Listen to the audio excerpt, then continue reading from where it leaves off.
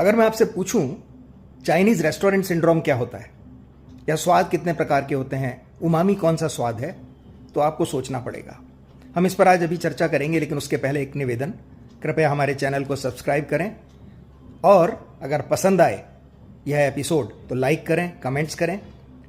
देखिए, Chinese restaurant syndrome, जो Chinese restaurant की महक की वजह से कई लोगों के अंदर सिर दर्द, घबराहट, झुंझुनाहट या फ्लशिंग अर्थात मुंह का एकदम से लाल हो जाना इत्यादि होता है, उसको हम चाइनीज रेस्टोरेंट सिंड्रोम कहा जाता है। और एक स्वाद जो उमामी है, मुख्य स्वाद हैं मीठा, कड़वा, नमकीन और खट्टा। आजकल एक नया स्वाद हवा में बहुत है, उसका नाम है उमामी।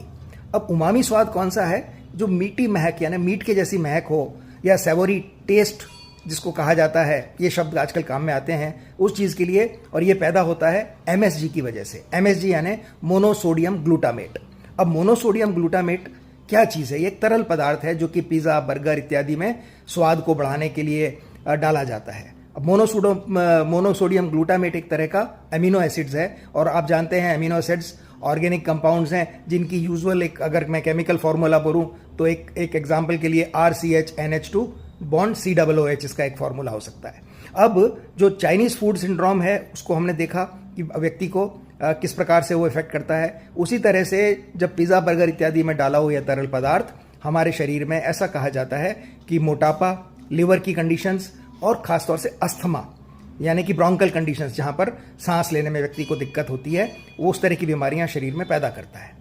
अब मोटापे की अगर हम बात करते हैं तो कल ही 15 अगस्त को हमारे आदरणीय प्रधानमंत्री श्री मोदी जी ने कहा कि मोटापा को हमें कम करना है, क्योंकि हमारी 1/3 जनसंख्या को यह प्रभावित कर रहा है। उसके लिए हमें तेल का कंजम्पशन 10% कम करना है।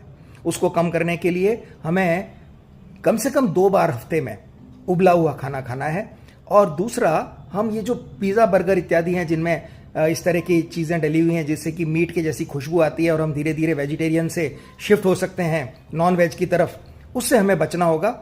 और इन पिज़्ज़ा, बर्गर्स को बचाने के साथ साथ हम अपने वेट को भी मेंटेन कर सकते हैं। तो अब स्वस्थ रहिए, मस्त रहिए, साथ में इस प्रकार की चीज़ों से बचिए। देश के प्रथम हमारे जो प्रधानमंत्री जी हैं उनके आह्वान को मानिए और इस प्रकार से हम अपने आप को भी स्वस्थ रख पाएंगे। नमस्कार।